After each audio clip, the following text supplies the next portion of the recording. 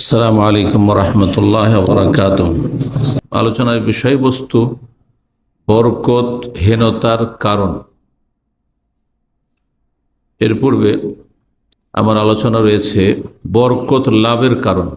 আপনার জীবনে কি কাজগুলি করলে, কেমন জীবন যাপন করলে, কি ধরনের আমল আপনার জীবনে থাকলে বরকত আসবে। আপনার শরীর স্বাস্থ্য বরকত আসবে, শারীরিক, মানসিক, পারিবারিক, আর্থিক, সব দিক থেকে সামাজিক বরকত। রাষ্ট্রীয়, দেখেন আজকাল যে রাষ্ট্রীয় কলহ বা জাতীয় সমস্যা, এগুলি বরকতহীনতা। বরকত নেই আসলে, না ব্যক্তি জীবনে বরকত আছে, না পরিবারে বরকত আছে, না অর্থ সম্পদে রুজি রোজগারে বরকত আছে, না শরীর স্বাস্থ্যে বরকত আছে। অসুখের শেষ নেই, আর মানসিক আর শারীরিক বালা মুসিবতের শেষ নেই, অশান্তির শেষ নেই, নিরাপত্তাহীনতার শেষ নেই। এগুলি সব হচ্ছে বেবরকতি। যেরকম সহজ ভাষায় বলা হয় বেবরকতি, বরকত না হওয়ার কারণ। আজকের বিষয়বস্তু বরকতহীনতার কিছু কারণ আপনাদের সামনে তুলে ধরব। যেহেতু আলোচনার সময় আমাদের সীমিত, যার ফলে আমার কাছে 15টির মতো বরকতহীনতার কারণের মধ্যে মাত্র অর্ধেক বর্ণনা করব, হয়তো 7 অথবা 7টি বর্ণনা করব ইনশাআল্লাহ। আল্লাহ রাব্বুল আলামিন যেন আমাদেরকে সার্বিক জীবনে বারাকা দান করেন। আরবিতে শব্দটি হচ্ছে বারাকা, এবং আমরা সেটিকে কি বলে থাকি? বরকত বলে থাকি। অসুবিধা নেই বলতে। বহু বচন বারাকাত, বহুমুখী বরকত। তো জীবনে বরকত থাকা এটি অত্যন্ত গুরুত্বপূর্ণ বিষয়। বরকত অনেকেই হয়তো যদি বলা হয় যে বরকত কি জিনিস, তো সেটাকে ভাষায় ফুটিয়ে তুলতে পারবেন না, যদিও আপনি মুসলিম। কারণ এই সম্পর্কে আপনার ধারণা না থাকার কারণে বা এলম না থাকার কারণে। বরকত অনুভূত জিনিস অনেক সময় নয়। বরকত দেখার বস্তু নাই, যে দেখতে পাবেন যে টাকা অঙ্কে বেড়ে গেল, এর নামই শুধু বরকত, এটা নয়। অনেক টাকা স্যালারি পায়, অনেক টাকা পয়সা ইনকাম করে, অনেক জমি জায়গা আছে, হ্যাঁ, অনেক ছেলে মেয়ে আছে, ছেলে মেয়ে খুব শিক্ষিত হয়েছে, বরকত হ্যাঁ জরুরি নয়। এগুলো অনুভূত, মানে দেখা যাচ্ছে, মাহসুস, হ্যাঁ, যেগুলো মানুষ ফিল করতে পারছে, দেখতে পাচ্ছে। অনুভূতির যেসব মানুষের অঙ্গ প্রত্যঙ্গ রয়েছে, সেগুলিতে চোখ দিয়ে অনুভূতি, দেখে অনুভূতি, স্পর্শ করে অনুভূতি, তারপর বিভিন্ন রকমের জিহ্বার দ্বারা কিছু অনুভূতি আছে, হ্যাঁ, আছে না নেই? কানের অনুভূতি আছে, জি। নাকের অনুভূতি আছে, জি। ঘ্রাণ হাসিল করা সম্পর্কিত, এগুলো হচ্ছে অনুভূতির অঙ্গ প্রত্যঙ্গ। তো বরকত জিনিসটি অনুভূত বস্তু নেন, মানে জরুরি নয় যে আপনি অনুভব করবেন চোখে দেখে অথবা অন্য কোনো অঙ্গ প্রত্যঙ্গ দিয়ে স্পর্শ করে। অনেক সময় সেটা হচ্ছে অদৃশ্য, দেখা যায় না, মানুষ দেখতে পায় না। আপনার ইনকাম সোর্স তো বেশি দেখা যায় না, হ্যাঁ, আপনার তো এমন যে প্রভাব আছে, ক্ষমতা আছে, তাও দেখা যায় না, কিন্তু আপনি খুব সুখে আছেন। আবার আর একজনের ইনকামের অভাব নেই, টাকা পয়সার অভাব নেই, তার প্রভাব ক্ষমতা আর অভাব নেই, আর তার দাপটের শেষ নেই, হ্যাঁ, সব কিছুই আছে। দুনিয়ার যে সব সামগ্রী মানুষের শক্তিশালী হওয়ার জন্য সেগুলি আছে, ক্ষমতা আছে, হ্যাঁ, অর্থ আছে, আর হ্যাঁ, জনবল আছে, ইত্যাদি ইত্যাদি আছে, কিন্তু বরকত নেই। অনেক বড় বড় পয়সাওয়ালাদের দেখছেন না, বা ধনীদেরকে, শিক্ষিতদেরকে দেখছেন না, যে তাদের ছেলে মেয়েরা সারা পৃথিবী বিচরণ করে বেড়াচ্ছে, আমেরিকায় থাকছে, ইউরোপে থাকছে, অস্ট্রেলিয়ায় থাকছে, একজন এক এক দেশে থাকছে। দুনিয়া হ্যাঁ ঘুরিয়ে তারা যেখানে ভালোই আয় উপার্জন সেখানে পৌঁছিতে পেরেছে, কিন্তু দেখা যাচ্ছে যে বৃদ্ধ বাবা মা বৃদ্ধাশ্রমে থাকছে। এই দুটো বুড়ো মানুষের হ্যাঁ পেটের ভাত দিতে পারে না। এদিকে বরকত আছে, অনেক উচ্চ শিক্ষিত হয়েছে। তো বরকতহীনতার কারণগুলি কি? যে এই ধরনের লোক যারা যাদের দুনিয়ার উপায় উপকরণ মাধ্যমগুলি আছে সুখের, তারপরও তাদের জীবনে বরকত নেই। কাজ করছেন প্রবাসে, ভালো স্যালারি পাচ্ছেন আপনি, ব্যবসা বাণিজ্য করছেন আপনি, ভালো উপার্জন করছেন আপনি, মোটা টাকা মোটা অঙ্ক আসছে আপনার কাছে, কিন্তু বরকত পাচ্ছেন না।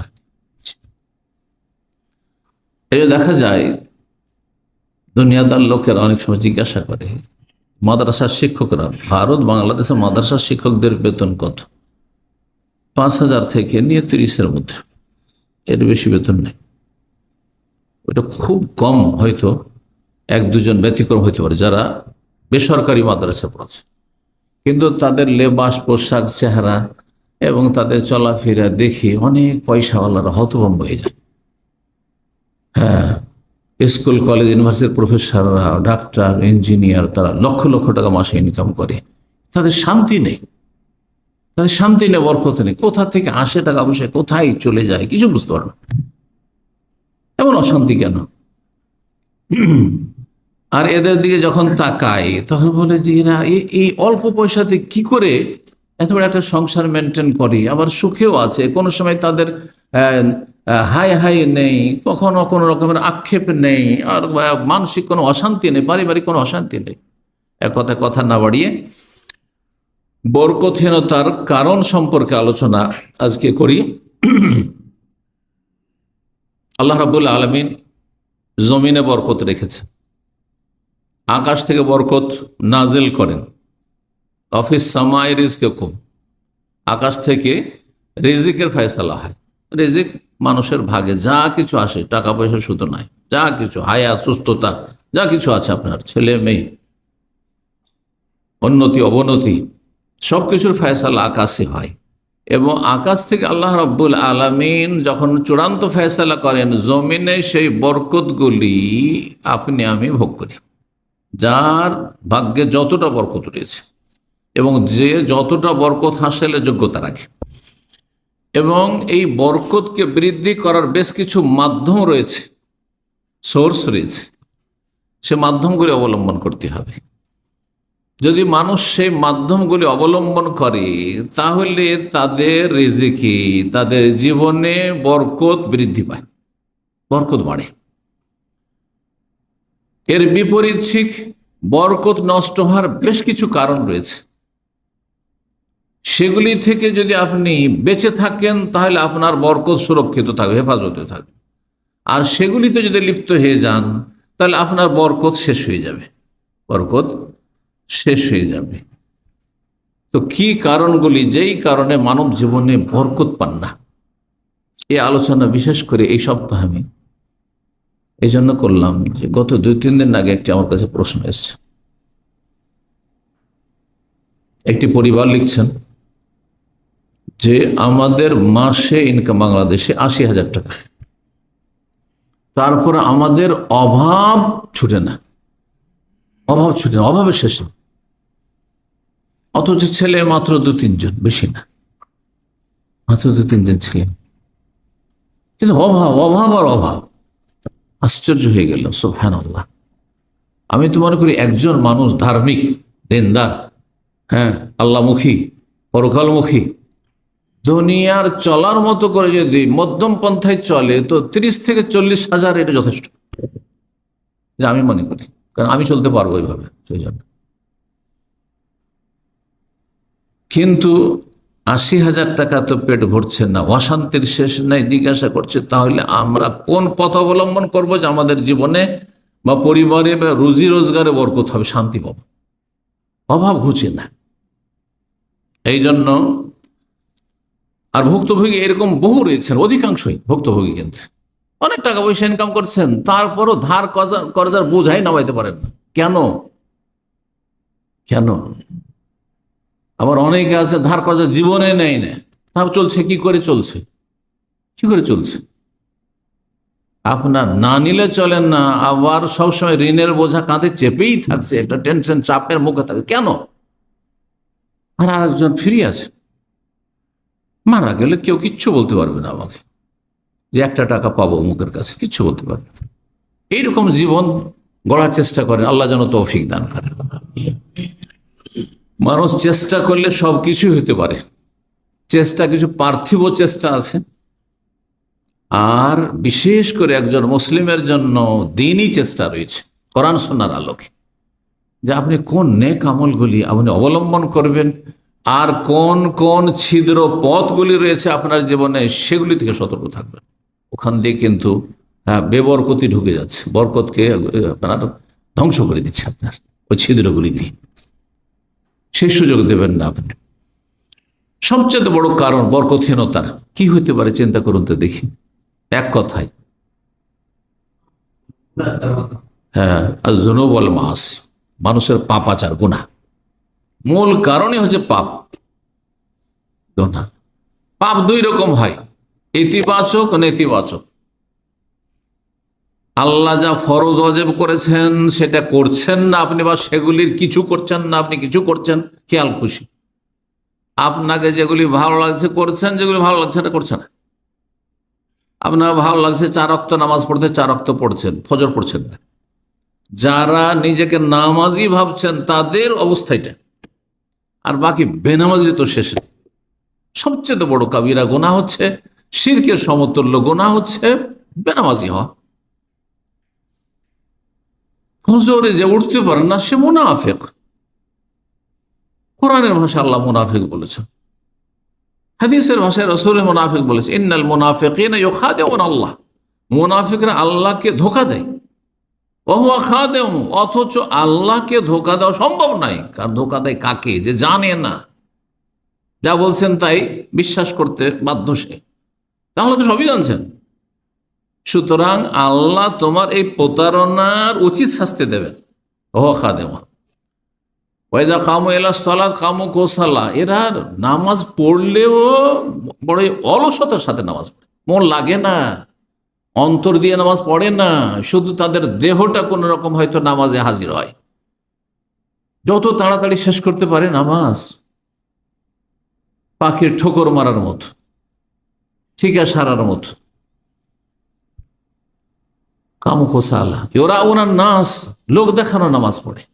ওয়ালায়াজ করুন আল্লাহ ইল্লা কালিলা, আল্লাহকে সামান্য স্মরণ করে, আল্লাহকে স্মরণ করেই না ইল্লা কালিলা, সামান্যতম ছাড়া।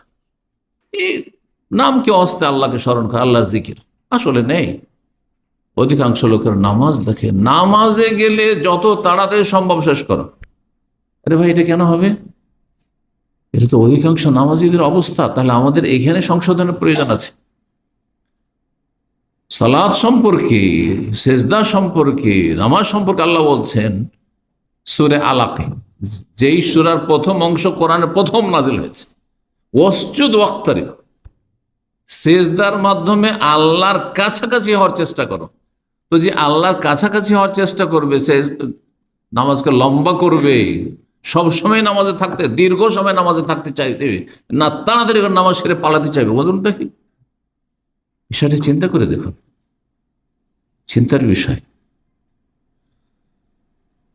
স্ত্রীর সাথে থাকলে কখন যে টাইম পাস হয়ে যাচ্ছে, ছেলে মেয়েদের নিয়ে বিনোদন করলে, আমোদ ফুর্তি করলে, খাওয়া দাওয়া করলে, ধুমধাম, কখন যে সময় পার হয়ে যাচ্ছে টেরই পাচ্ছেন না। আরে এত টাইম হয়ে গেছে, এত রাত হয়ে গেছে, এত সময় হয়ে গেছে, চলে গেছে। কারণ সেখানে যত সময় দিচ্ছেন তত বেশি মজা পাচ্ছেন আপনি, বাস্তব সত্য কথা। কিন্তু সালাতে সময় দিলে মজা পাচ্ছেন না আপনি, এখানে তো ত্রুটি রয়েছে। এভাবে যদি বলি যে এক একটি করে, তো কথা একটি পয়েন্টে লম্বা হয়ে যাবে। গুনাহ ইতিবাচক আর নেতিবাচক, সেখানে ফিরে আসি। ইতিবাচক গুনাহ হচ্ছে ফরজ যা করেছেন, আল্লাহ ওয়াজিব করেছেন জীবনের প্রতিটি ক্ষেত্রে, দৈনিক যতগুলি ফরজ ওয়াজিব, তাতে যদি ঘাটতি থাকে, ত্রুটি থাকে, তা আপনি পাপের জীবন যাপন করছেন, বরকতহীনতার কাজ করছেন। নেগেটিভ হচ্ছে যেগুলি আল্লাহ হারাম করেছেন, সেগুলিতে আপনি লিপ্ত হয়ে যাচ্ছেন। না করতে হবে সেগুলিতে লিপ্ত হচ্ছেন আপনি, যেগুলিকে বর্জন করতে হবে সেগুলিতে আপনি ডুবে আছেন, আপনি বিভিন্ন পাপে। আজকাল যারা বাহ্যিক প্রকাশ্য পাপে নেই, তারা গোপন পাপে লিপ্ত। একটি আলোচনা আমি করেছি কিছুদিন আগে, গোপন পাপ। গোপন পাপ মারাত্মক পাপ, মারাত্মক পাপ। মানুষের সামনে আমি বেশ ভালো মানুষ, মানুষের সামনে বাহ্যিক কাবিরা গুনাহ আমাদের জীবনে নেই, কিন্তু গোপনে যখন নির্জনে আপনি রুমে যাচ্ছেন, যখন আপনি সোশ্যাল মিডিয়া খুলছেন, আপনি ইউটিউব বা ফেসবুক বা অন্য কিছু সোশ্যাল মিডিয়া হোক না কেন, সেখানে আপনি যেগুলো নোংরা সাইট রয়েছে সেগুলো ভিজিট করছেন, আপনি খারাপ দৃশ্য দেখছেন, খারাপ কিছু শুনছেন, হ্যাঁ, বদ অভ্যাস আপনার এমন নেশা হয়ে গেছে যে সেগুলিতে আসক্ত হয়ে পড়েছে। অনেকে এরকম আছে, নাসাল্লাহ সালামাত আফিয়া, আল্লাহ হেফাজত করুন। ভুক্তভোগীরা অনেকে, আমি এমন কিছুতে পর্নোগ্রাফিতে লিপ্ত হয়ে গেছি, দেখাই, বারবার চেষ্টা করছি, তারপরে আবার চলে যাচ্ছে। কারণ কি? আসক্ত হয়ে পড়েছে। যেন মদখোর, মদ খাওয়ায় আসক্ত হলে মদ ছাড়তে পারে না, বিড়ি সিগারেট জর্দাখোর, হ্যাঁ, এই হারাম তামাক ছাড়তে পারে না, হ্যাঁ, নেশা হয়ে গেছে। ঠিক তেমনি এই নির্জনতার পাপের নেশা হয়ে গেছে, হস্তমৈথুনের নেশা হয়ে গেছে। অনেক কিছুটা তার মধ্যে ঈমান আছে, এমন মানুষ আছে যারা বারবার করে তওবা করছে, বারবার করে ফিরে আসছে, না এরকম কাজ করব না, আমার শরীরটা ধ্বংস হয়ে যাচ্ছে, আমার পুরুষত্ব ধ্বংস হয়ে যাচ্ছে, আমার ভবিষ্যৎ খারাপ হয়ে যাচ্ছে সব দিক থেকে। আমার স্ত্রী হয়তো আমাকে আমার কাছ থেকে তালাক নিয়ে চলে যাবে, এইরকম পরিস্থিতি হলে বারবার করে তওবা করছে, তারপরও তাতে লিপ্ত হয়ে যাচ্ছে। এই ধরনের গুনাহগুলি অনেকের জীবনে আছে। হয়তো বাহ্যিক মদ খায় না, জেনায় লিপ্ত নয়, সমকামিতায় লিপ্ত নয়, হ্যাঁ, আর বিভিন্ন যে হারামগুলি রয়েছে সেসব হারামে লিপ্ত নয়, হ্যাঁ, কিন্তু এই ধরনের পাপ আছে অনেকের মধ্যে। এক কথায় যে কোনো পাপ থাক না কেন, পাপ যদি থাকে জীবনে তাহলে বরকত আসবে না। পাপীর শরীর স্বাস্থ্যে বরকত হবে না, আপনি কি করে সুস্থ থাকবে? পাপের মানসিক শান্তি হয় না, পাপী মানুষ মানসিক শান্তি পায় না। দেখেন, আপনি সারা দিন যখন আল্লাহ সন্তুষ্টির কাজ করছেন, আপনি আল্লাহকে নারাজ করেননি, তো আপনার কোনো ফিকির নেই, আমার রব রাজি আছেন, আর কোনো চিন্তা নেই, রবের সাথে আমার হটলাইন আছে, এখানে কোনো বাধা নেই। আল্লাহর কাছে দোয়া করব আশা করে যে আমার দোয়া কবুল হবে, এতে আমার বাধা নেই। কিন্তু পাপী হয়ে যদি আল্লাহর সামনে আপনি দোয়া করেন, তো নিজেকে তিরস্কার করছেন, যে কি লজ্জা আল্লাহর কাছে চাইছি, আল্লাহ দেবেন বা কি করে, যে আমি পাপে লিপ্ত। চিন্তা করুন, কি করে শান্তি পাবেন আপনি, আর কি করে বরকত পাবেন আপনি? যার ফলে বরকত হারিয়ে যায়। মানুষ যখন গুনাহে লিপ্ত হয় তো আল্লাহর কাছে লাঞ্ছিত হয়ে যায়। ওলামায়ে কেরামগণ বলেছেন, আল্লাহর দৃষ্টিতে সে নিচে নেমে যায়, নিচে নেমে যায়। দেখেন, একজন লোকের সম্মান থাকে যখন তার সম্পর্কে পজিটিভ বা কিছু নেগেটিভ জানি না, তখন খুব সম্মান থাকে। কিন্তু ওর সম্পর্কে যখন নেগেটিভ যায়নি, তখন ওর কোনো মূল্য আমার কাছে থাকে না, ও আমার কাছে একটা নিম্ন শ্রেণীর, হ্যাঁ, একটা কীটে পরিণত হয়ে যায়। হয় না, হয় না? হ্যাঁ, রবের ক্ষেত্রে উত্তম দৃষ্টান্ত রয়েছে। আল্লাহ রাব্বুল আলামিন তার বান্দাদের খুবই ভালোবাসেন, অত্যন্ত দয়া করে, আরহামুর রাহিমিন তিনি। জি, মা যতটা দয়া, তার চাইতে বেশি তিনি দয়া, আল্লাহ রাব্বুল আলামিন, হাদিসে রয়েছে। কিন্তু বান্দা যখন গুনাহে লিপ্ত হয়ে যায়, তখন আল্লাহর নজরে একেবারে নিচে নেমে যায়। জি, সুতরাং আল্লাহ তখন তার সাহায্য করেন না, আল্লাহ তার পক্ষ থেকে ডিফেন্স করেন না, এর সাথে তার অন্তরে ভীতি সঞ্চার হয়ে যায়। একটা কথা আমাদের দেশে আছে না, চোরের মন পুলিশ পুলিশ। মানুষ যখন পাপ করে তখন একটা অশান্তি কাজ করে, অশান্তি কাজ করে, কি জানি কখন যে বালা মুসিবত আসে, কখন যে আল্লাহ ধরে নেয়, কখন যে কি হয়। যেমন কোনো অপরাধ করলে কেউ তো জানতে পারেনি, কিন্তু যদি জেনে নেয়, কিন্তু নেই, এই জন্য অপরাধীরা কখন শান্তি পায় না।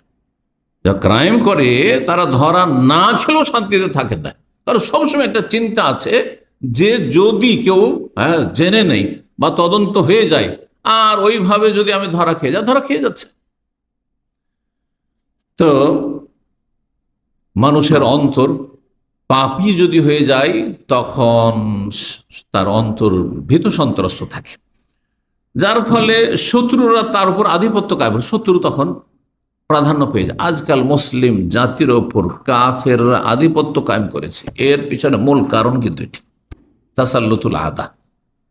কাফেররা আমাদের ওপর চেপে বসেছে, এর পিছনে কারণ হচ্ছে যে অধিকাংশ মুসলিমরা পাপে ডুবে আছে, যেই পাপগুলি কাফেররা করছে সেই পাপগুলি যদি মুসলিম হয়ে করে, তো আল্লাহর গজব কাফের উপর আগে আসবে না, আগে মুসলিমদের উপর আসবে। এর সত্য কথা। তারা কাফের, যখন কাফের তো আল্লাহ তাদেরকে আখেরাতে পূর্ণ শাস্তিটা দিতে চান। দুনিয়াতে তাদেরকে ঢিল দিয়েছেন, ছাড় দিয়েছেন, ছেড়ে দেবেন না কিন্তু ছাড় দিয়েছেন। কিন্তু আমি মুসলিম, আমার জীবনে আপনার জীবনে পাপ থাকবে। আল্লাহ চান না যে মুসলিম এ তৌহিদবাদী জান্নাতে যাবে, তো তার গুনহার বোঝা নিয়ে যাক, সুতরাং দুনিয়াতে শাস্তি পাক, বরকতহীনতার জীবনযাপন করুক, অশান্তির জীবনযাপন করুক, বালা মুসিবতের জীবনযাপন করুক, আর খুব কষ্ট পাক দুনিয়াতে। জি, এ হচ্ছে বরকতহীনতা। যার ফলে জীবনের প্রতিটি ক্ষেত্র থেকে বরকত সরে যায়, ধন সম্পদ বরকত থাকে না, আয় ইনকামে বরকত থাকে না। রব্বুল আলামিন ইরশাদ করেন সূরা রাদ আয়াত নম্বর 11-তে, ইন্নাল্লাহা লা ইউগাইয়িরু মা বিকওমিন হাত্তা ইউগাইয়িরু মা বিআনফুসিহিম। আল্লাহ কোন জাতির ভাগ্যের পরিবর্তন ঘটাবেন না যতক্ষণ পর্যন্ত তারা নিজেদের মধ্যে পরিবর্তন না নিয়ে আসবে। গুরুত্বপূর্ণ আয়াত। প্রতিটি ক্ষেত্রে আপনি এটিকে ফিট করতে পারেন। অনেকে দেখি ছেলে নিয়ে আসছে জুমার বারে, ছেলেটার বয়স 16 থেকে 18 হবে, বয়স বাড়িয়ে নিয়ে কাজে নিয়ে চলে এসছে। আমি তো আশ্চর্য। আমি নিজে 30 বছর বয়স পর্যন্ত পড়াশোনা করেছি, তারপরে শিক্ষকতার যুগে এসেছি, যদিও মাঝখানে কিছুদিন শিক্ষকতা করতে হয়েছে ফাঁকে ফাঁকে। যতদিন মদিনা ইউনিভার্সিটি অ্যাডমিশন হচ্ছে না, বসে আছি, তোর চলো শিক্ষকতা করছি, এইভাবে আর কি। কিন্তু আমরা লেখাপড়ায় লেগে আছি, আর কর্মক্ষেত্রে একেবারে নেমেছি 30-এ গিয়ে। আর একটা ছেলে 18-20 বছরের বয়স আর কর্মক্ষেত্রে এসে নেমে যাচ্ছে।